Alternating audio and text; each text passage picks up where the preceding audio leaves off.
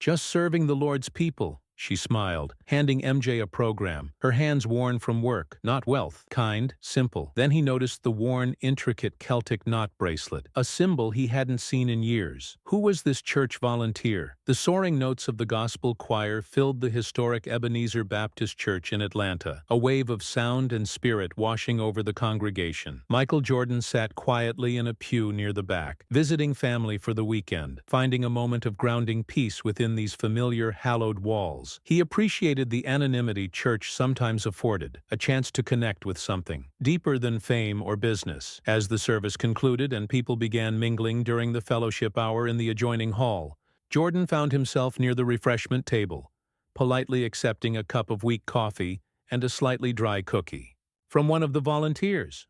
She was a woman likely in her late 60s, her face kind and deeply lined, her smile genuine and welcoming. Her simple print dress and sensible shoes spoke of practicality, not pretense. She moved with a quiet efficiency, refilling coffee urns, arranging plates of cookies, offering warm greetings to longtime church members. Her name tag identified her simply as Martha, Hospitality Committee. Jordan exchanged a few pleasantries with her, commenting on the powerful sermon, the beauty of the choir. Martha responded with gentle enthusiasm, her voice soft, carrying the warmth of genuine faith and community spirit. "Just blessed to serve, Mr. Jordan," she said, her eyes crinkling at the corners as she smiled, seemingly unfazed by his celebrity, treating him with the same quiet kindness she offered everyone else. Making folks feel welcome, feel nourished, body and soul, that's what the Lord calls us to do, isn't it? Her dedication seemed straightforward, rooted in simple faith and a desire to serve her church community. Jordan was charmed by her unassuming grace, her quiet devotion. She represented, he thought, the bedrock of communities like this, the steady, unsung volunteers who kept things running through simple acts of service. He thanked her for the coffee and moved on, mingling briefly with his family members before preparing to leave. The pleasant impression of Martha, the kind church volunteer, lingering briefly in his mind. It was as he was shaking hands near the exit, saying goodbye to the pastor, that he saw Martha again. She was helping an elderly gentleman navigate the steps, her touch gentle but firm, her patience seemingly infinite. As she reached out to steady the man's arm, the cuff of her simple dress shifted slightly, revealing a bracelet on her wrist. It wasn't fancy, no gold or diamonds. It was a worn, intricately woven leather band, featuring a complex Celtic, knot design worked in silver thread. The design was unique, specific, and instantly familiar to Jordan. His breath caught in his throat. He hadn't seen that specific knot, that particular style of bracelet in years. Not since his early playing days, during a brief, intense period when his first agent, David Falk, had partnered with a shadowy, deeply private philanthropic advisor known only by the code name Weaver. Weaver specialized in high-impact, completely anonymous charitable donations for ultra-high net worth clients who wanted zero public recognition. Weaver operated entirely through secure channels, communicated through coded messages, and used specific, discrete symbols, like that intricate Celtic knot, for verification and identification among the very small, trusted circle involved in executing the anonymous grants and projects. Jordan himself had only interacted with Weaver indirectly, through Falk, funneling significant funds into various causes Weaver identified, trusting Falk's judgment and Weaver's legendary effectiveness and discretion. Weaver's true identity was a closely guarded secret, rumored to be someone completely outside the usual philanthropic or financial worlds, someone who valued anonymity above all else. Then, years ago, Weaver had simply vanished, retired perhaps. The network dissolved, the coded communications ceased. The Celtic knot symbol disappeared from the discrete world of anonymous high-impact giving. Until now. Seeing it reappear on the wrist of a seemingly humble church volunteer named Martha, serving coffee in Atlanta. It felt impossible, a glitch in reality. Could it be a coincidence? A similar design? Unlikely. That specific knot was Weaver's signature, unique, instantly recognizable to the few who knew its significance. Jordan felt a jolt, a profound sense of dislocation. He looked again at Martha, now helping clear paper cups from a table, her movements still simple, unassuming. Could she be Weaver? The legendary, anonymous philanthropic architect? The idea seemed ludicrous. Weaver was whispered about in hushed tones in certain circles. Brilliant, strategic, commanding immense resources, moving millions for maximum impact with surgical precision, all from the deepest shadows. How could that be reconciled with Martha, the kindly woman in the print dress serving cookies? Yet, the bracelet was undeniable. And suddenly, Jordan started replaying his brief interaction with her, seeing it through this new, almost unbelievable lens: her calm demeanor, her quiet efficiency, her seeming indifference to his fame. Perhaps it wasn't just simple humility, but the practiced detachment of someone accustomed to dealing with powerful figures without being intimidated. Her focus on serving the Lord's people. Perhaps that wasn't just church volunteering, but the genuine mission statement driving her clandestine philanthropic work. This was the midpoint, the revelation sparked by the Celtic knot bracelet, the dawning, staggering possibility that Martha, the simple church volunteer, was Weaver, the invisible hand behind vast charitable endeavors, including some Jordan himself had funded years ago. The cognitive dissonance was immense. Jordan felt an urgent need to verify, to understand.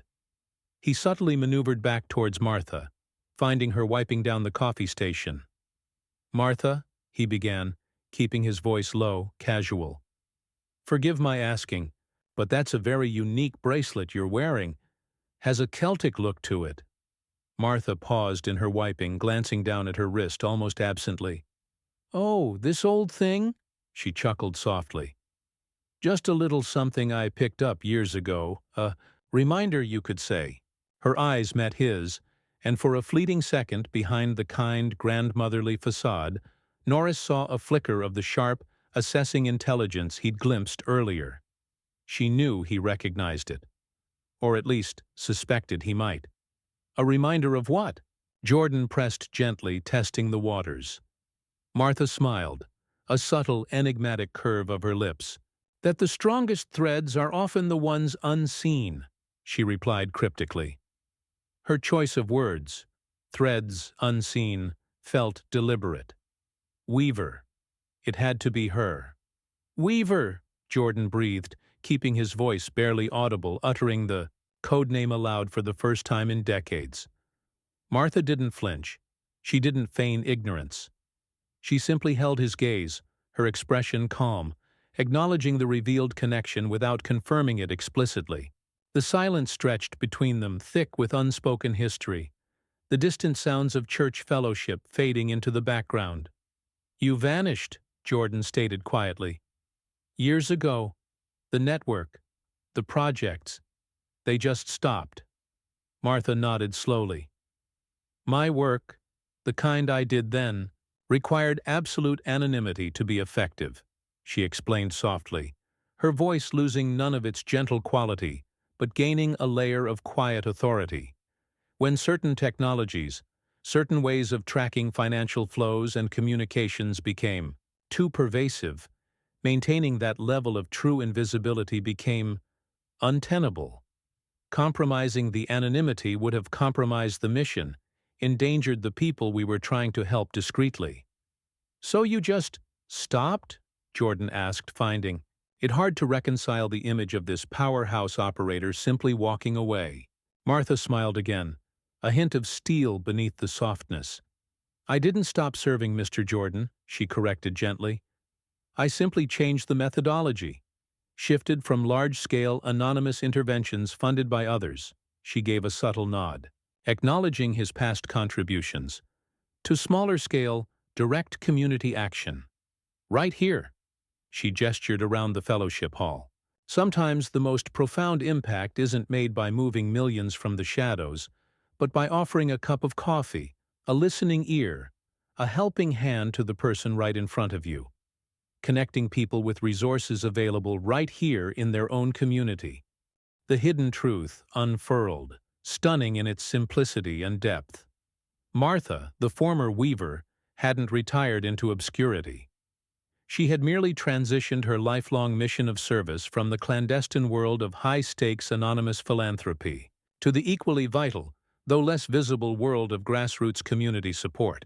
She was likely still facilitating connections, still helping those in need, but now operating under a different kind of cover, the perfect camouflage of being an ordinary, dedicated church volunteer.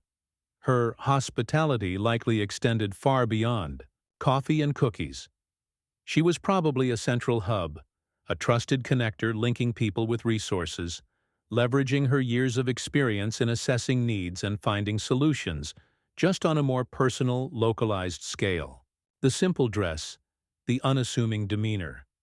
They weren't just a preference.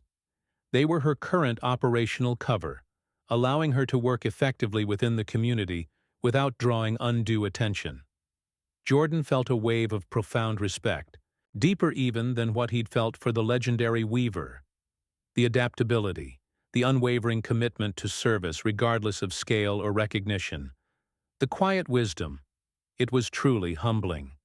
"So the network you run now," Jordan began, curious about her current operations. Martha held up a hand gently, cutting him off with a kind smile. "There is no network, Mr. Jordan," she said firmly but gently. "Not in the way you mean. There is only community. Neighbors helping neighbors.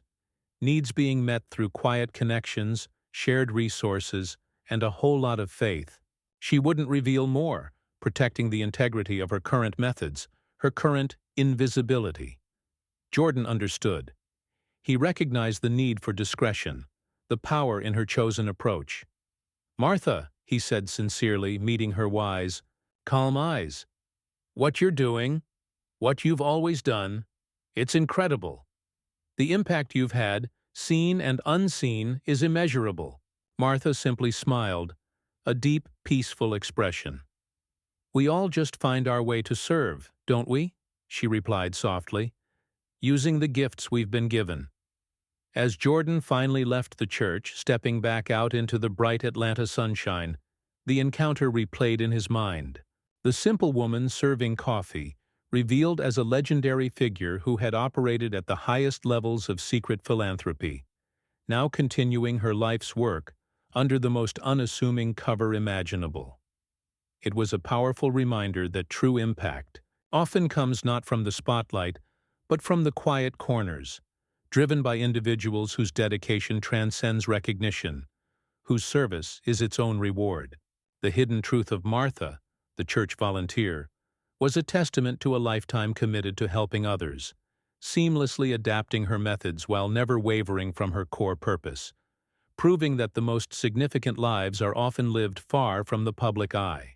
How do we measure the true impact of a person's life, especially when their greatest contributions may be deliberately hidden from view? What does service truly mean? And can simple, everyday acts of kindness within a community ripple outwards with unforeseen power? Share your thoughts on hidden philanthropy and quiet service in the comments, and subscribe for more stories that uncover the extraordinary hidden within the ordinary.